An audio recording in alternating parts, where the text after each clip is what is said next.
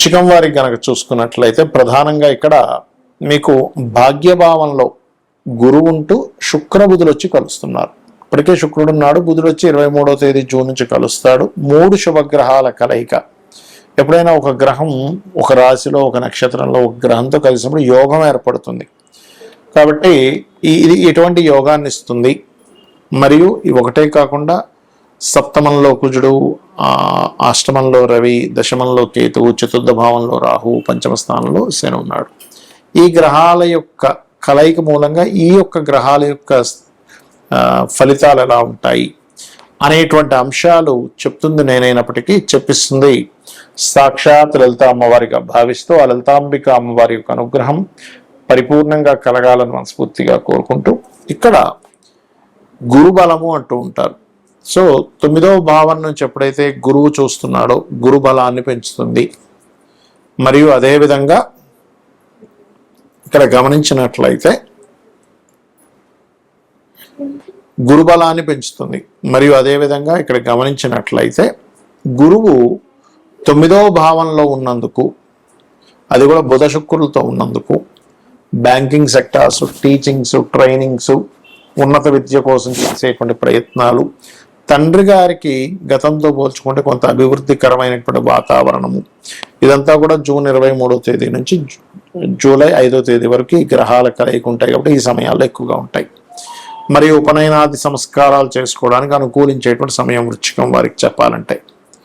అయితే ఇక్కడ కొన్ని ప్రయత్నాలు, కొన్ని మాట్లాడుకొని సెట్ చేసుకోవడానికి కూడా అనుకూలిస్తుంది. కాకపోతే ఇంతకాలం మీకు పంచమంలో శని ఉన్నందుకు, పంచమ శని ఎప్పుడు కూడా ఏంటంటే మనము కొన్ని నిర్ణయాలు త్వరగా తీసుకోవాల్సింది ఆలస్యం చేయడము, కొంచెం ఆలోచించి జాగ్రత్తగా తీసుకోవాల్సిన నిర్ణయాల్ని త్వరగా తీసేసుకుని అయ్యో తొందరపడి తీసుకున్నామే అనుకునే స్థితి ఇస్తున్నటువంటి మీకు ఈ గురువు దృష్టి, శుక్రబుధులతో కలిసినటువంటి గురువు దృష్టి గతంలో తీసుకున్న నిర్ణయాలని సరి చేసుకోవడానికి అనుకూలిస్తుంది, గుర్తుపెట్టుకోండి. ఇక మీరు నిత్యము చేయవలసినటువంటి దేవతా ఆరాధన ఏమిటి అని చెప్పి చూసుకున్నట్లయితే ప్రధానంగా ఇక్కడ కాలభైరవుడి యొక్క అష్టకం చదువుకుంటూ ఉండండి. ఎందుకంటే దశమంలో ఉండేటువంటి కేతువు, పంచమంలో ఉండేటువంటి శని ఉద్యోగ సంబంధించిన విషయంలో ఎక్కడ రాంగ్ స్టెప్ పడకుండా ఉంటుంది. మరియు మీకు వృశ్చికం వారికి ఉద్యోగ సంబంధించిన విషయంలో మరింత బాగుండాలి అంటే గణపతి యొక్క ఆలయానికి రోజు వెళ్ళడం చేయండి. గణపతి ఆలయం కానీ ఆంజనేయ స్వామి ఆలయానికి కానీ రెగ్యులర్గా వెళ్ళడం అనేటువంటి మంచి ఫలితాలు ఇస్తుంది. అదేవిధంగా ఉన్నత విద్యా సంబంధించిన విషయాలకు చాలా బాగుంది. కాకపోతే ఇక్కడ సప్తమంలో కుజుడు కూడా ఉంటున్నాడు కాబట్టి కొంచెం జీవిత భాగస్వామితో కానీ పార్ట్నర్స్తో కానీ కొంచెం ఘర్షణ, ఏదో తెలియని ఒక పోటీతత్వం వల్ల ఘర్షణ ఏర్పడుతూ ఉంటుంది. రెండవ వివాహం కోసం చేసే ప్రయత్నం కూడా ఫలిస్తుంది. ఈ 3 గ్రహాలు ఎప్పుడైతే 9వ స్థానంలో ఉన్నాయో. కాకపోతే ఉద్యోగరీత్యా మార్పులు జరుగుతాయి అనేటువంటిది చూపిస్తుంది.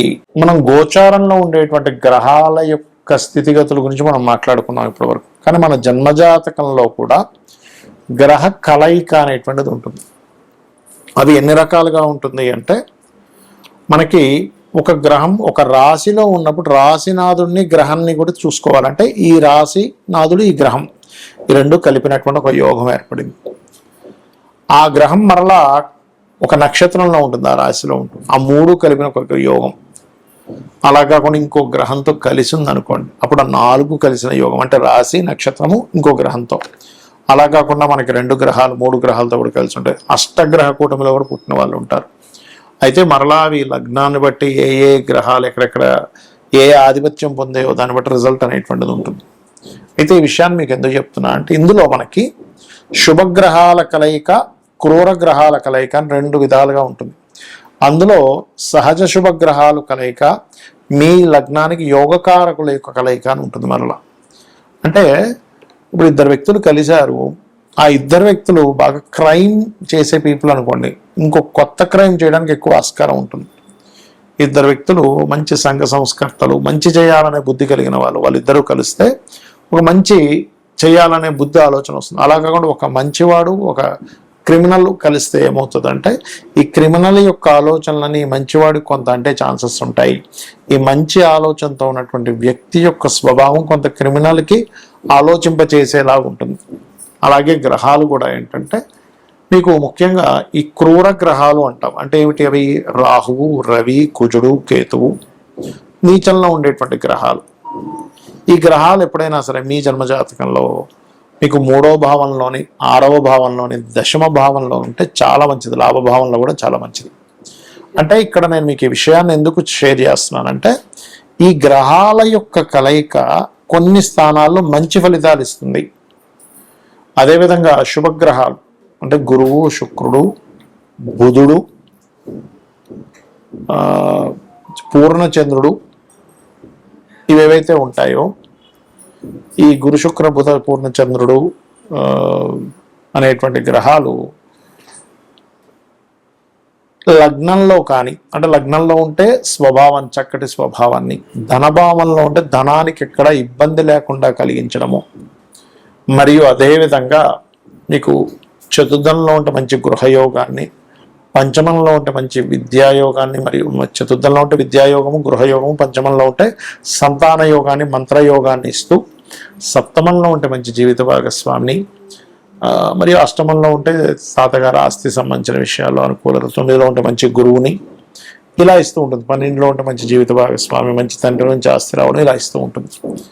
అయితే ఇక్కడ మనం అర్థం చేసుకోవాల్సింది ఆ గ్రహాలు నీచంలో, ఉచ్చంలో కూడా ఉంటాయి. ఒక్కోసారి శుభగ్రహం అయినా కూడా అది మనం చూసుకోవాలి.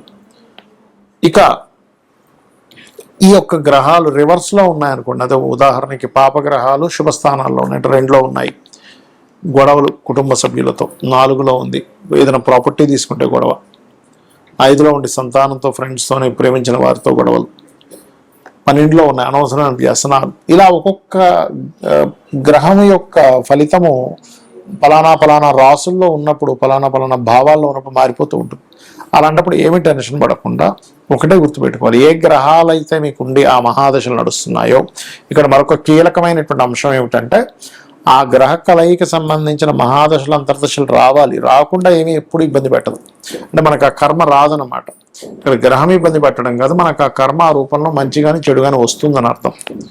ఆ మహాదశలు, అంతర్దశలు వచ్చినప్పుడు మాత్రమే మీరు దాన్ని అర్థం చేసుకోవాలి, ఆలోచించాలి, దానికి సంబంధించిన రెమెడీ చేసుకోవాలి. అంటే దానం ఇవ్వడము, ఆ మంత్ర సాధన చేయడం చేస్తూ ఉంటారు. సో అయితే ఈ గ్రహాలు ముఖ్యంగా మనకి 3 గ్రహాలు గోచారంలో కలిసినందుకు దేశకాల పరిస్థితుల్లో కూడా అనేకమైన మార్పులు వస్తాయి. మనం గతంలో చాలా కాలం చెప్పుకుంటున్నాం. ఏమండి, మీకు ఈ యొక్క ధనపరమైనటువంటి విషయంలో అంటే ఈ రూపీ యొక్క రూపం మారనుంది అని చెప్పుకుంటున్నాం. అటువంటి వాటివి, మరియు విపరీతమైనటువంటి వర్షాలు, విపరీతమైనటువంటి ఎండలని చెప్పుకున్నాం. అదేవిధంగా విపరీతమైన వర్షాలు, ఎండలు కూడా పెరుగుతాయి. యుద్ధ సంబంధించింది పెరుగుతుంది. మరియు ఈ ప్రయాణ సంబంధించిన విషయాల్లో జలప్రలయాలు, భూకంపాలు పెరుగుతూనే ఉంటాయి మనకి. కాబట్టి ఈ నదీ స్నానాలకు వెళ్ళినటువంటి వారు, ఈ నదుల దగ్గర, సముద్రాల దగ్గర, అంటే నీటికి దగ్గరగా నివసించేటువంటి వారు చాలా కేర్గా ఉండాలి ఇప్పుడు ఉండేటువంటి కండిషన్స్ వల్ల. కాకపోతే 2 శుభగ్రహాలు వెళ్ళి కలిసినందుకు కొన్ని ప్రదేశాల్లో భూముల యొక్క రేట్లు పెరగడము, కొత్త వాహన సంబంధించిన విషయాల్లో కూడా కొంత అప్గ్రేడ్స్ రావడము, మరియు విద్యా సంబంధించిన విషయంలో కొన్ని ఎటువంటి మార్పులు అంటే విప్లవాత్మకమైన మార్పులు రావడము, కోర్టులు ఇచ్చేటువంటి తీర్పులు కూడా అసలు ఊహించం. ఏంటిది ఇలాంటి తీర్పులు ఇస్తుంది ఏంటి కోర్టు అనేటువంటిది. కొన్ని సెక్షన్స్ని జనాలకు ఉపయోగపడేటువంటి కొన్ని సెక్షన్స్ ఉంటాయి. అంటే ఏంటి, రిజర్వేషన్స్ క్యాన్సిల్ అనుకోండి, ఇలాంటి హై లెవెల్లో అసలు ఎవరు డేర్ చేయలేనటువంటి ఇవి గవర్నమెంట్లు తీసుకురావడం కూడా మనకి జరుగుతుంది ఈ యొక్క గ్రహ కలయికల మూలంగా. శ్రీమాత్రే నమః.